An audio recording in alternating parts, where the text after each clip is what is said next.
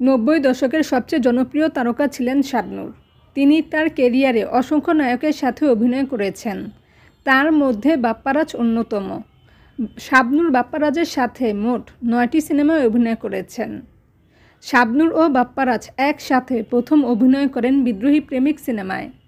এই সিনেমায় শাবনূর অভিনয় করেন অমিত হাসানের বিপরীতে এবং বাপ্পারাজ অভিনয় করেন সোনিয়ার বিপরীতে।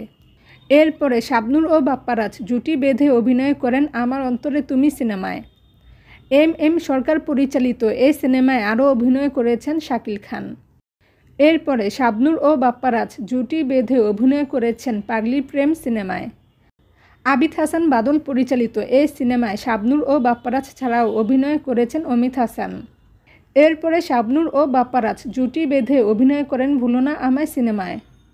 ওয়াকিল আহমেদ পরিচালিত এই সিনেমায় শাবনূর ও বাপ্পারাজ ছাড়াও আরও অভিনয় করেছেন অমিত হাসান।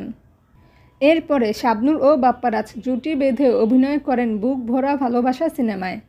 ছোটকু আহমেদ পরিচালিত এই সিনেমায় আরও অভিনয় করেছেন নায়ক রিয়াজ। এরপরে শাবনূর ও বাপ্পারাজ জুটি বেঁধে অভিনয় করেছেন ভালোবাসা কারে কয় সিনেমায়। জাকির হোসেন রাজু পরিচালিত এই সিনেমায় আরও অভিনয় করেছেন নায়ক রিয়াজ। এরপরে শাবনূর ও বাপ্পারাজের মুক্তি পায় ভালোবাসা যুদ্ধ সিনেমা। সিদ্দিক জামাল নান্টু পরিচালিত এই সিনেমায় শাবনূর ও বাপ্পারাজ ছাড়াও অভিনয় করেছেন ফেরদৌস।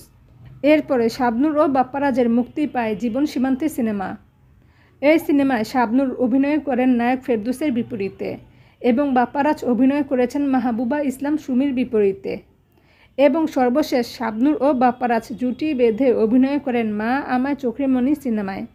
এই সিনেমায় বাপ্পারাজ প্রথমবারের মতো শাবনূরের বিপরীতে একক নায়ক হিসেবে অভিনয় করেন। প্রিয় দর্শক, শাবনূর ও বাপ্পারাজ জুটির কোন সিনেমাটি আপনাদের কাছে সবচেয়ে বেশি ভালো লেগেছে কমেন্ট করে জানাবেন।